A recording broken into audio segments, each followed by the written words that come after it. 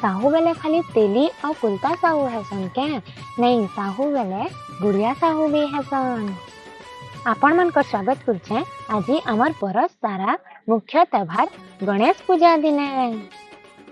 तो चलून आज जानमा आमे आम सूर्या जाति कथा।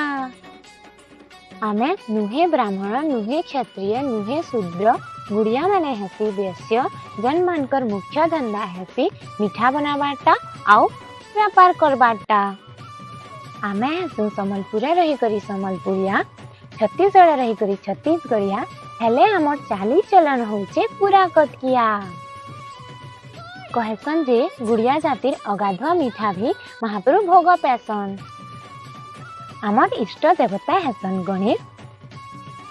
हेथि लगी आज गणेश पूजा दिन आमे आमर व्यापार रे यूज हेबार बही खाता मिठा बनाबार रे हेबार छरा चटू आउ आमर पूजन करबार लगी यूज हेबार किलो तुला बाट भी पूजा करसु।